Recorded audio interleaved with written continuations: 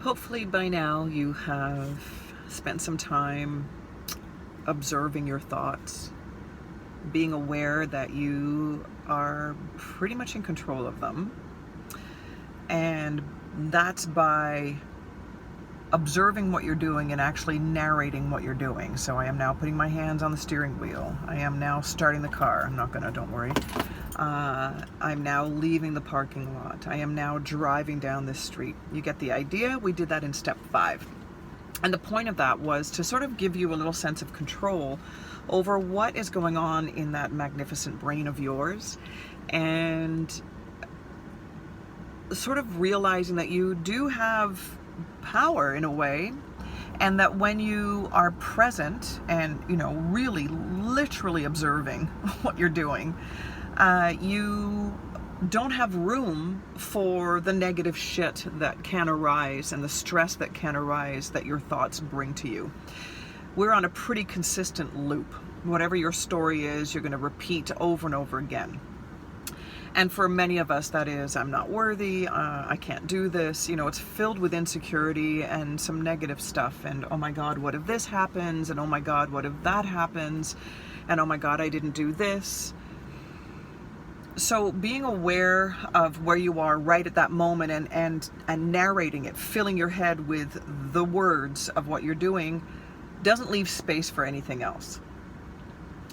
The space that is in between the thoughts is what I want to talk about today, because that's actually who you truly are. So if you are not your thoughts, then what are you, right? So you are the observer of them. So that means that when you think something, you're able to actually kind of see it, kind of visualize the thought. So you must be something other than that.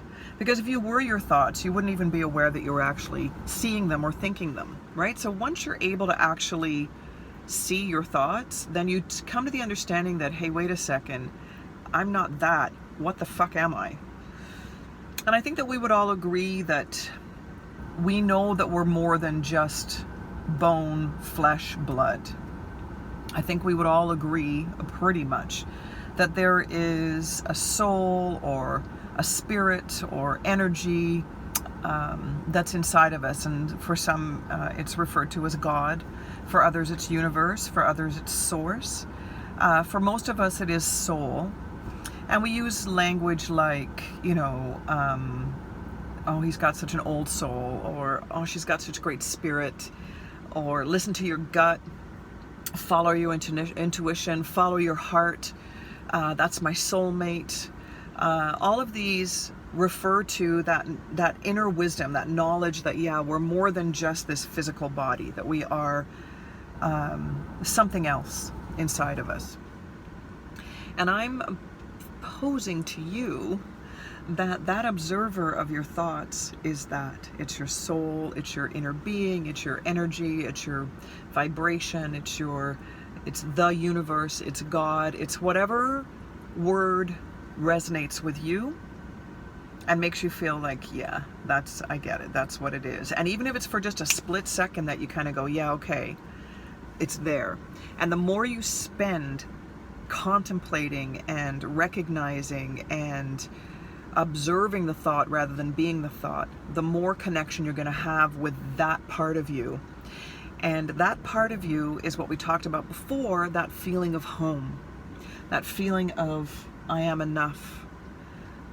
That when we talk about unconditional love, I'm offering to you that this is an unconditional way of life. There are no conditions attached to this. You don't have to do in order to be. You already are being. And you're already being what you're doing to try and get. You're already being calm and content and joyful. And you already have peace of mind. You already have a stress-free being inside of you that has always been there. And what happened is, the reason why we lost it is because thought brought us so much in our life experience. Planes, trains, automobiles, the internet, medicines, life-saving stuff here, people, so of course we're going to kind of worship the buildings, the cars, like we're going to worship that and think, oh my God, that is everything. And then we got, over thousands of years, we conditioned ourselves to think that this is it, and we kind of poo-pooed the spiritual stuff and poo-pooed the soul stuff, and we were actually afraid of it. We would burn witches. We are afraid of our own spirituality, our own soul. We don't trust that it's enough. And we need to bring that shit back, you guys. We need to bring that shit back and bring back that connection to that part of us, because that part of us is our connection to the universe, to the planet, to the world around us. So that when we do a dog walk, we actually be in the dog walk. So the action of the dog walk, if we're in our thoughts, it's like, okay, I got to take the dog for a walk because he needs exercise, I need exercise, he needs fresh air, I need fresh air, I've got 10 minutes to do it, and I think I'll bring my phone so that I can, finish this email or finish this phone call while I'm doing it, and then when I get home I got to do such and such, and come on, Henry, we don't have time for that, stop sniffing like a dog, let's move. If you came from the being that's inside of you, that connection to your soul, and you were actually being the dog walk, it gives a whole new energy to that experience. And you enjoy it, and you relish in the air on your skin and the sound of the leaves in the trees, and loving watching your dog be a dog, and loving being a human being, experiencing this thing that you're doing, that you're actually being in. So that is your connection to being present, is making sure that you recognize that there's something else. There's you observing the thoughts. The most powerful part of you is the observer, the space between the thoughts. Take away the notion that you're all this, all these thoughts, and that you identify to them, and you will take away the mayhem, the stress, the chaos, the insecurities, because when you stay here in who you really are, you have everything that you are striving to get in that chaos. It sounds simple, it's really fucking hard. And it's thousands of years of conditioning that you're trying to get rid of, so you become living in an unconditional life. And it doesn't mean that you stop doing shit, you don't stop planning, and you don't stop working, and you don't stop, caring about moving ahead and succeeding. It's a different energy behind that care, and it's coming from a space of almost enjoyment. So if you are hating your job because it's really fucking boring, if you come from that space of being who you truly are, that soul, that spirit, and you apply that feeling towards your job, it becomes less boring. It becomes less stressful, because you don't think, oh my God, this is all there is. This is all for the rest of my fucking life. This is what I'm going to be doing. Are you serious? What a bunch of shit.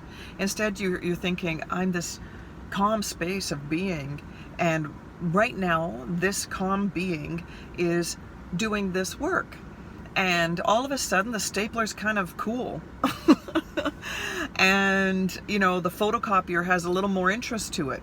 And you're looking around at things with a little more enjoyment. I mean, it sounds unbelievable, but it's true. I'm living it. It's true.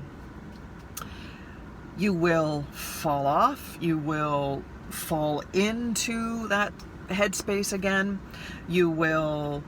It's not like you're suddenly going to be totally euphoric at all times. You will cry, but you'll understand that it's almost like crying becomes, I don't want to say an enjoyment, but you understand the reasoning behind it, and you know that you're going to come out of it okay, and you know that you're safe no matter what's going on, no matter what shit is being dealt you. You have this vibe underneath you that gets you through it. And you understand that you're not the thoughts about what's happening. You're not the devastating thoughts about what is happening in your life. And that you can control the way you are thinking about whatever situation is coming your way. You can change your story and come from that space of love and compassion and kindness and calm and peace of mind and apply it. And the reason why it's so fucking important that you do that is because if you do become this creature of calmer, going forth from within that calm space, then every single thing and being around you is going to pick up on that. And you are a steward of this planet, you guys. I'm going to fucking cry thinking about it. We humans have the capacity for such deep, true compassion. We can change this world and make it exactly what you want it to be. And if you are in that space, what you want it to be is a place of acceptance and love, where everyone feels worthy, where we care for the other creatures that are in this world with us. You give a shit, and I know you do. So if you come from this space as often as you possibly can, you're going to realize that you are so important and you are so worthy of these feelings, and that you have so much to contribute. And it's not you contributing in the doing, thinking world. It's you contributing from here and giving that. That's your purpose. That's your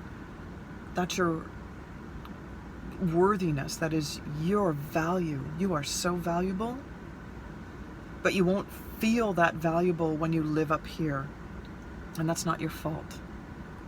But when you connect to down here, you'll see, you'll realize, and others around you will realize. And I gotta tell you, I thank you for every fucking moment that you're there. On behalf of the entire universe, thank you. Thank you for trying. Thank you for taking the steps to do so. Thank you for giving a shit.